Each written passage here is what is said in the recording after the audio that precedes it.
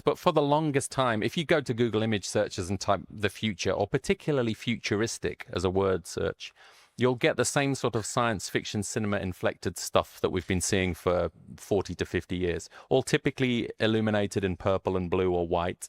And it's all the sort of crystal cities and the flying cars and the magical gadgets, and it's comes from a language of science fiction cinema. Now, science fiction, everybody assumes I'm a huge science fiction fan because I work in the future of technology.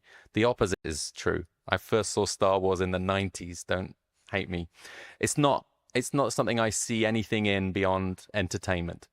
Just my take. Other people have different takes. But in Silicon Valley and in technology and in the future of technology, science fiction cinema has an absolutely outsized weight. And I think it affects the ways that we're able to imagine the future. It affects the language we use to talk about the future. And a lot of people, a lot of the world's most powerful people, kind of lean lazily on the ideas and the images and the language of science fiction to describe the future they want to achieve. And I think we really need to be honest about that and address that.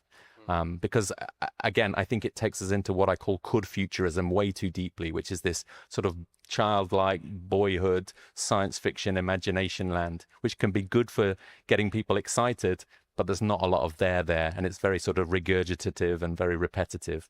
And you said, in your talk that, most of those images are funded by marketing budgets, not by design teams necessarily. Yeah, absolutely. It's designed to get people to click. They're kind of thirsty images designed to sort of draw people onto your stand at a trade show or get people to click your story.